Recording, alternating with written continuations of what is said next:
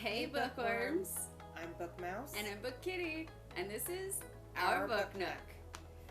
This week we are going to be doing a book unhaul. Join us as we go through the books we're getting rid of and why they got to go.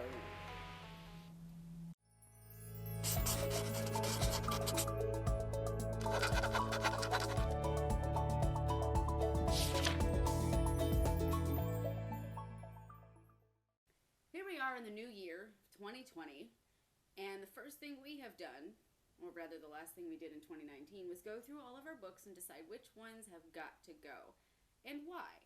Now, as you can see, I have quite the large collection, so you could say, well, what did she get rid of? Oh, believe me, I have plenty. They didn't even make it up on the shelf. So, interestingly enough, they're not in my bookshelf tour.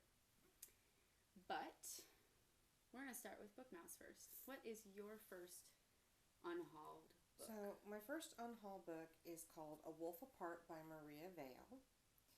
It was just one of those quick grabs. I was in the store, I was bored, I needed something. We've all been there. And it looked a little interesting, the cover and everything. It was not a bad book. It just really didn't catch my interest as much. It is not necessarily a werewolf book, but a Shifter? like a shifter book.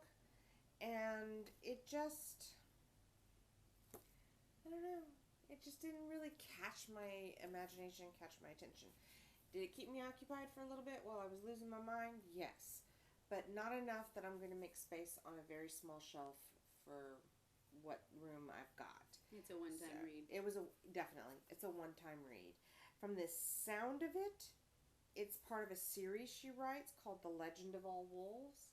So, maybe other books are good.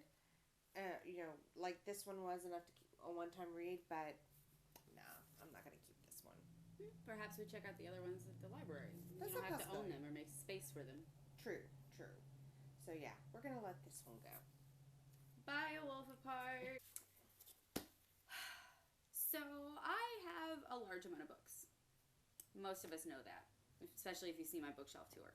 Well, I also have a large amount of books to get rid of, which never made it onto my bookshelf when I moved, so they are not in the bookshelf tour. But I had to group them together to make this video kind of even between us. So my first grouping is toilet reads. But the first one, I used to have a serious obsession with shoes. At one point I had 130 pairs. I had the wine corks and the wine bottle holders and the bookmarks. I still have that one because it's a bookmark. But I've kind of grown out of it a little bit myself. So I don't know. I don't even remember where I got this or when I got it or why, but I don't need it. It's just this book of shoe facts. I mean, it's a little bit of history on shoes, which is cool because they're just like pictures and blurbs. At one point I found like the original Mary Jane and stuff like that, and it's got, Manolo Blahnik in here. It's interesting to flip through, but not something I need to keep at all. Okay. The next one, I really question on whether this is a pen name or not, but it is Crazy Laws by Dick Hyman. Yep, that's right, Dick Hyman. I don't know what to say. But the book is kind of funny. I mean, it's crazy laws. Who doesn't love crazy laws? I mean, in one place in the book I read, it's a bird gets the right of way at a crosswalk. Okay. Okay, cool. But the one that really gets me is that it's illegal to poach whales in Oklahoma. Which is a landlocked. Yeah, landlocked state. Okay. Yeah, I don't get it. But it is interesting, but honestly, Google has all of these and more. Yeah. So I don't need it. And the last one, speaking of Google and having more, is a baby shower book. I don't need a baby shower book. All my friends have either had babies and are done or don't ever plan to have babies. And honestly, Google probably has better, less corny ideas. Probably. In this day and age. Yeah, more modernized, because I got this years ago, so God only knows, what has happened since then as far as the world of baby shower games. So, bye! That probably made a noise in the microphone. My next unhaul is a dollar store book that I picked up one day. I think I was waiting for my son to get out of an appointment or something, driving school or something. So it is called The Undoing by Shirley Lawrenston. It appears to be part of a series she writes called The Call of Crows. One-shot read, another good for one read, but I wouldn't read again. I like the fact that it's all based around Norse mythology. You know, a lot of the Valkyries, Freya, you know, different mythos from that pantheon. Mm. But all in all, I was just like, it was all right. I mean, at one point it was just an excuse for two characters to bone. But I'm like, okay, but I mean, it says romance right on it. Bright pink. Yeah, bright pink romance. Semi. In case you couldn't tell by the cover. Yeah, in case you can't tell by the half-dressed man. But all in all, is he half-dressed or is he half undressed? You never know. Guess it depends on your outlook. But at this point, while I did read it, I finished it. It was okay. It's not enough, again, for me to justify space permanently on my bookshelf. I mean, that's tough when it comes to singular books that are in a series. It's like you either collect the entire series and you intend to, or there's no point in having any of them unless one of them is a straight up standout to you. And this one also references other events, so I was like, okay, I'll take your word for it. Or other characters from other books. Like I said, this was part of A Call of Crows, and I'm not going to go out of my way to find the other books in the series. So, it's got to go. Bye. Bye. As many of you know, I am a huge vampire fan. And those of you who have watched my bookshelf tour will know that I do have the entire Twilight series. I like the books way better than I like the movies, but they're still not in my top even 10 vampire worlds. But they're part of vampires, and I like vampires, and I write about vampires, so having that as research is a good thing to have. However, when I first got into it, I went a little overboard. Okay. I bought these two books that I really, really don't need. The Twilight Companion by Lois Gresh, The Unauthorized Guide to the Series. And honestly, I don't need a guide to the series. It's a pretty simplistic series. It's pretty straightforward. You know who your characters are. You know what they are. And the story's simple. And I'm not going to say it's a bad story. It's her interpretation of you know, her dream, her interpretation of vampires, whatever. That is something she's entirely entitled to. But it is simple. And I definitely don't need a guide to it. So I'm going to pass this off to somebody that, I don't know, is more of a fan of Twilight than I am. And the other one is even more overboard. I don't know what I was thinking. How to Catch and Keep a Vampire. Oh my gosh. By Diana Lawrence. A step-by-step guide to loving the bad and the beautiful. Which is kind of funny because vampires didn't become beautiful until Anne Rice. Before that, they were extremely hideous, ugly, and nobody wanted anything to do with them. But now all of a sudden, we want to, you know, undress them and do dirty, dirty things. Now, wait a minute. There's a 1970s vampire movie with Frank Langella that... Maybe a few. A few, but on but average, Anne Rice they were really hideous. brought it out into the mainstream media and out for, like, as a new, almost genre of vampire literature. True.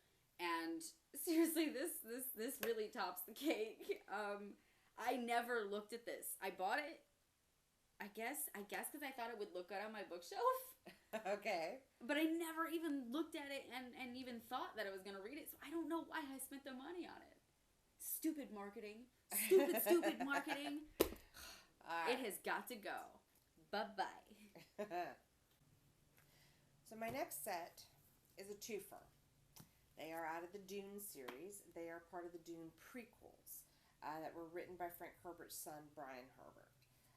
I'm letting these go, which a lot of people thought was really weird, especially my daughter, when I mentioned this to her, because Anybody who knows you. Anybody who knows me, I have the first 5 original Dunes, like the covers taped back together and barely holding in there. I read these. They aren't bad. And if you're really a Dune fanatic, this is the history of House Atreides before Paul. This is his father's history, his grandfather's history, and his grandfather's mentioned quite a bit as the Red Duke. But you know how two people can tell the same story and one of them might really capture you and the other one, you hear it, it's not a bad story, but it doesn't fire your imagination? Frank just had a way of writing, and I know Brian is going off of Frank's notes and intentions. I just didn't fall in love with these the way that I did with the original 5 Dune. I couldn't bond with these past characters the way I did the current ones. So while they're good, and while I think they are a valuable addition to the Dune world, I'm not going to make space for them on my shelf. They're rather thick for paperbacks, too. They really are. Especially that one. And like I said, I'm keeping my original Dune, the original 5 stories that Frank wrote, but I don't think I'm going to buy any more prequels. I think I'll get them from the library, read them, and turn them back in. And just let them go. So, yeah. Bye-bye, Dune. Bye. What's your next group? My next group is a group of old books that I got at garage sales that I'm not sure I want to keep. Okay. Because I never made it to them, and my life has changed enough that I'm just like, I don't know if I want to take the time to read this. But the first one is From Socrates to... How did you... Sartre? Sartre, S-A-R-T-R-E. I don't know who that is. The Philosophic Quest. Okay. By T.Z. Levine. It is just... I mean, it's about philosophy. The parts are the different philosophers and different theories and stuff. Okay. So, I mean, I think a part of me had some interest in philosophy and always has, but I think at this point, if I'm going to delve into philosophy, it's going to be using the internet and the infinite resources that it can provide. I was going to say, my one philosophy class in college cured me of philosophy. When it comes to reading books, I can't do nonfiction. I can't do it. It's too dry. It doesn't hold my attention. I'd rather learn from something more textbooky or a video that's laying it all out like that. Something that's more catered to you, your style of learning. Reading style of learning. Very different things for me. Okay. So that one's gone. Bye-bye. This one is a sort of, it's from the New York Times, Chronicle of American Life. It's called Decade of Triumph and Troubles, the 1940s. I always had an interest in the 1940s. I did some pinup modeling for a while. Obviously, my style and my personality have changed a bit. So I don't see the point in keeping it. It's big. It's got some great photos in there. It's very historical, but again, I'm not into the nonfiction. I tried to be, and it's not working. So, bye. All right. And the last one I got at a garage sale is the Berlin Diary. The Berlin Diary, The Journal of a Foreign Correspondent by William L. Shirer, or Shearer, S-H-I-R-E-R. I'm not sure on that. So it is actually takes place during the years of 1934 to 1941.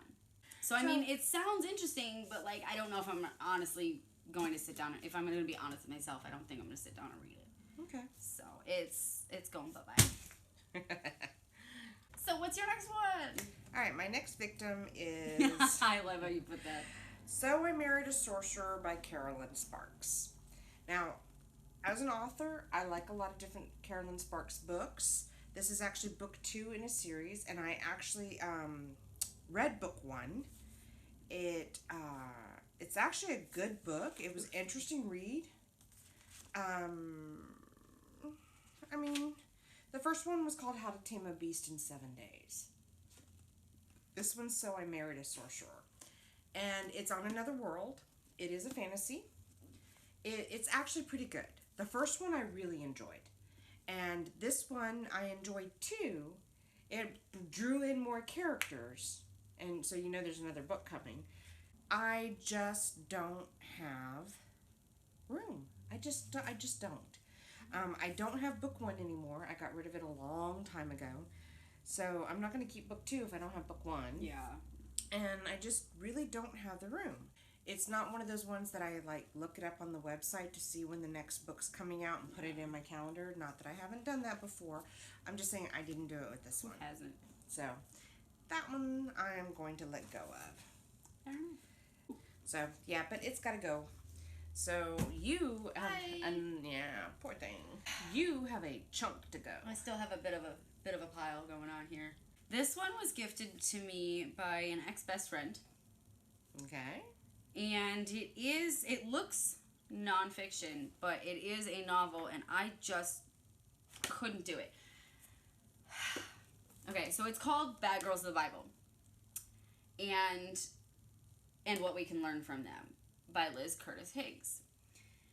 I am not Christian, not even close. I was raised Catholic, but if you want to describe it, I kind of veer more toward eccentric pagan or spiritual kind of path. I don't really subscribe to one religion being right and all the rest being wrong. I think they all have facets that are right and wrong. But due to my Catholic upbringing, and a lot of us will find we have this in common, I do have, like, some blocks when it comes to really reading religious-related things. Now, there are some things, like, what was the one? Oh, Eat, Pray, Love. Eat, Pray, Love has some God references, but it's from her perspective, and, like, I understand that she's talking on her belief system. Okay. But to read a book that literally is talking about God loving you and Jesus and all of this other stuff, I can't do it. I can't sit through that. I much prefer things like the Celestine Prophecy, where it kind of works with every religion. Okay. It's just a way of life, just a way of improving your life and improving yourself. But when it's so God-centered, I can't do it. It's too much. All right. So, even though I haven't read it, I have skimmed through it, and I think I'm going to add it to the garage sale box. I mean, there are even Bible, like, not even quotes, but you know how, like, it says Acts 16:10, or okay. It's got those in It's it. Like, I'd have to referencing look up the Bible, and I'm like, no. No. Bye-bye. All right. What you got? The other one, I might actually read before I get rid of it. Oh. No, it's not signed by the author. It's signed by somebody else. That's great. Don't sign somebody else's book, guys. Don't do it. Well, unless you're writing a gift note in there, like, to somebody from mom or whatever. I'm too anal retentive. I don't write in my books, but, like, period. That's Julia Jacobs. The author is Rick Warren. Who do you think you are, Julia Jacobs? She's just putting her name in her book so she knows it's hers. Oh, maybe. But it looks like a signature, so I don't know. Anyway, this is called The Purpose-Driven Life by Rick Warren. The tagline on the bottom is, "What on earth am I here for?" And it is a New York Times bestseller. It says over 6 million copies sold. It is, again, a little bit Christian-centered. Oh. Yeah, you must begin with God, your creator, and his reasons for creating you. You were made by God and for God. No. I'm sorry. Guys, I can't.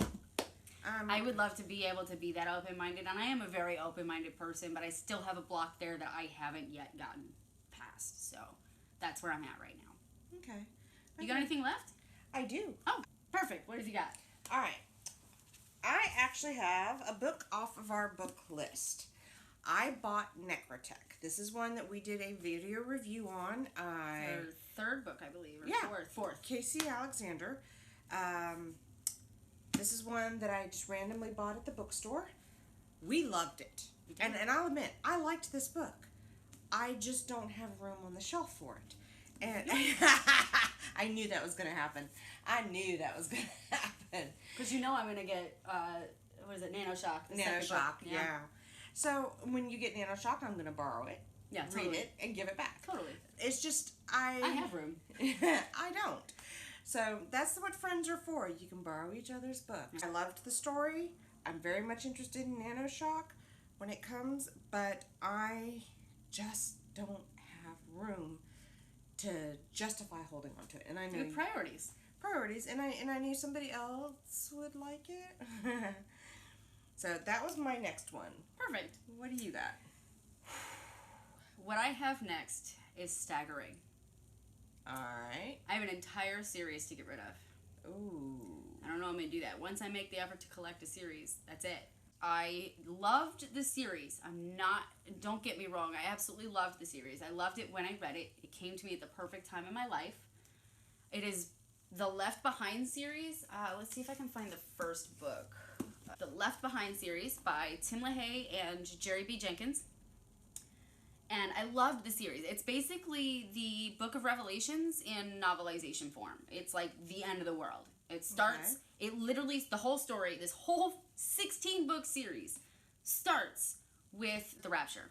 So it starts with a lot of people just disappearing. Gone. Okay. And it starts with who's left behind. And so it's a wonderful series. I would recommend it to anybody who is Christian adjacent or has some kind of Christian leanings. The movies, however, the first 3 books were made into movies. Don't touch them. Don't go anywhere near them. They were terrible. Oh, no. They were absolutely terrible. Haven't read them, haven't seen the movies. Absolutely terrible. I actually have them. Still, the first 3, they're in that DVD bag I showed you. But no, just don't go anywhere near them. They're absolutely terrible. But the book series is actually really good. It just isn't something that I, have room for. Because it is, most of the books are hardcover and... They're big, and I just don't have room for that kind. I have a lot of room for books. I just don't have the room for this. And they're heavy, and I've already got all my heavy books at the bottom of the bookcase. And I'm not going to read them again. I enjoyed them when I read them. And at that point in your life. At that point in my life. And that was enough. Okay. Yeah, so I would like to give them... I spent many years going to library book sales, where you can get a paper bag of books for $1 and all sorts, and I would look for them. I had a list that I kept in my wallet of which ones I had. And I ended up with some doubles, but those have all been given away by now. But I'm just going to hopefully pass this on to somebody who could use it as well as I did at the time of my life. Okay. We're almost to the bottom of the pile, aren't we? All right, second to last book. This is actually part of a series. It's called the Honey series. Yeah, I'm parting with it. So, I can't even find the first book, or the other book. I may have given it to a friend and it never came back. But, basically, it's a series called the Honey series by Kristen Ashley. What do I say? That's the Honey Club, right? Yes, it's all about the Honey Club. This book is not for the casual reader. I'm just going to say that up front.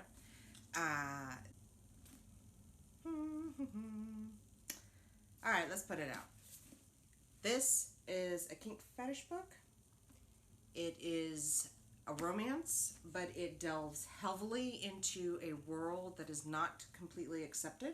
BDSM, dominance and submission, and it is the story of a female dom who meets this gentleman who's trying to find what he's looking for. And one way or another, by the end, they hit it off. But it's a learning process. If they didn't, there wouldn't be a book to write. True. It is very graphic. It's erotic. Yeah. I liked it. I'm sorry. I liked this book. This is definitely a woman's read. It's a woman's read. A woman's leaning read. Okay, when you sometimes go to the bookstore and they have that section that's off to its side and says you must be 18 to review these books or purchase these books? This is on that shelf. But it's still a good book. It has, it's not entirely sex.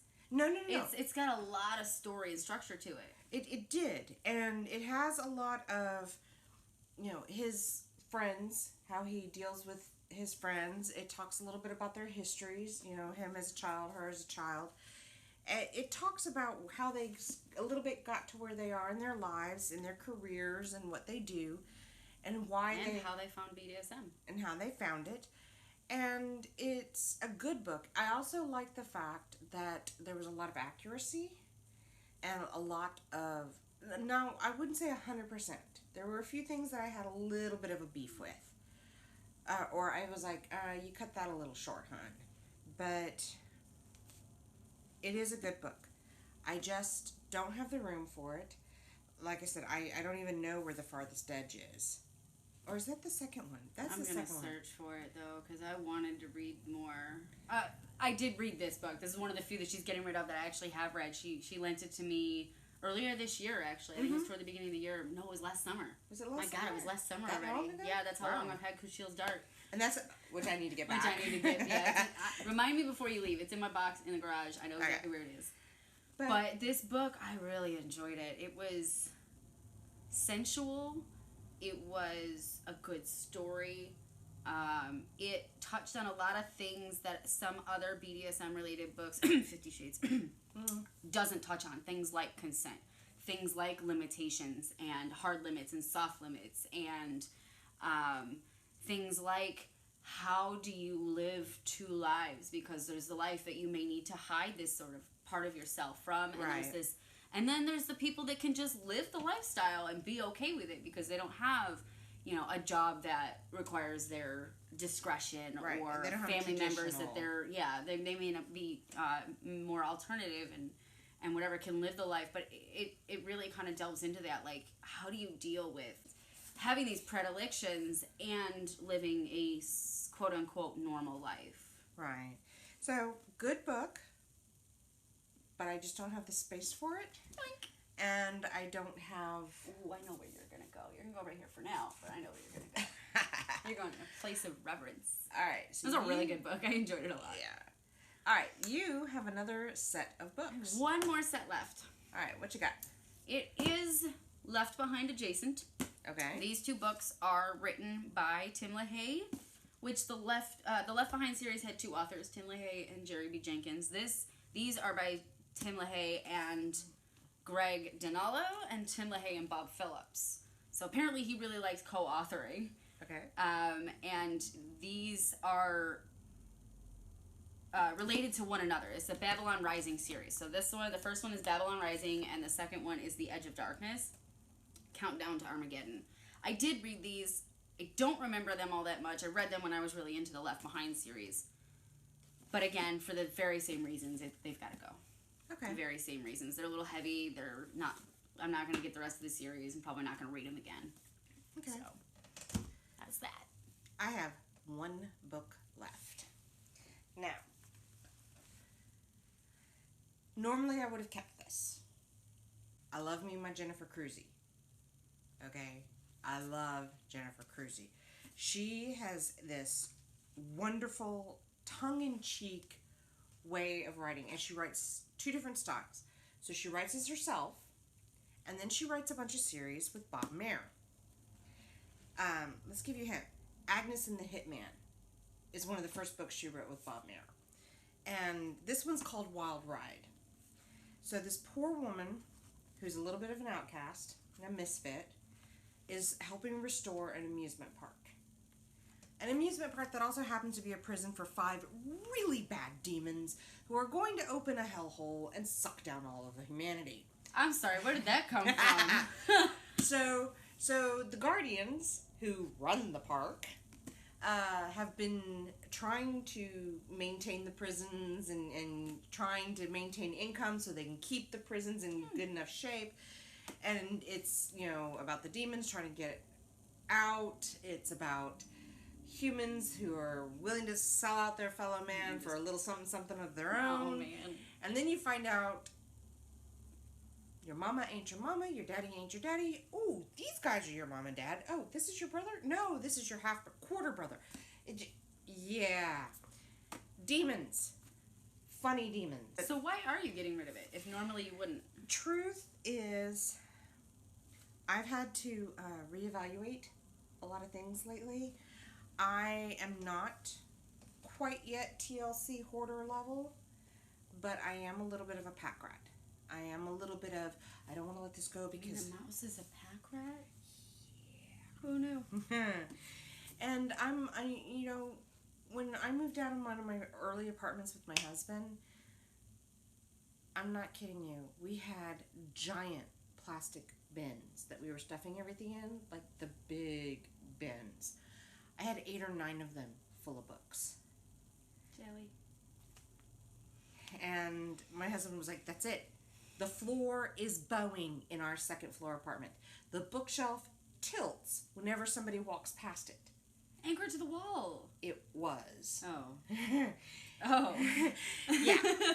So I'm having to have, sometimes I go through cycles where I hold on and I hold on and I hold on to every little baby tooth, every little hair clipping, every little paper mache monster that my kids make me. And then there's times when I realize, okay, this is a purge period. I cannot have anything more until I reasonably go through and purge. And so that's what this going through the books were. There were probably more books I should have let go of. We can do another on haul. I just wasn't ready yet.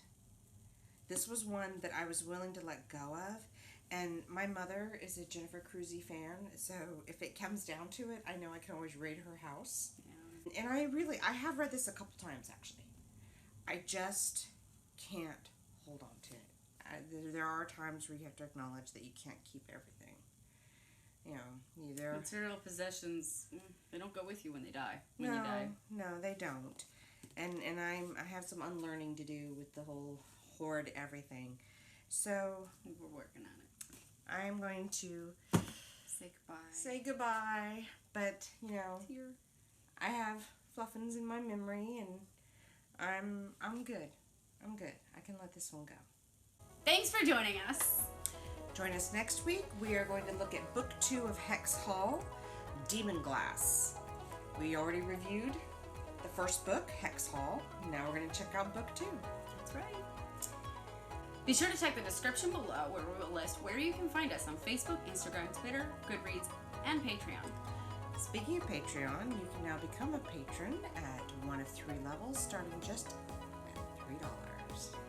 Join us for all sorts of fun shit, like early access to our weekly book review videos, behind-the-scenes footage and shout-outs, bloopers, and more. Become a patron at any tier and gain access to our all-new live chat community. So don't forget to hit that subscribe button and ring the bell so you don't miss out on any of our new videos. We post book review videos weekly on Mondays at 2 p.m. Central, and sometimes we post extras on Tuesdays and or Saturdays. Well, that's all we've got for today. So this has been BookMouse and BookKitty, and we are now signing off.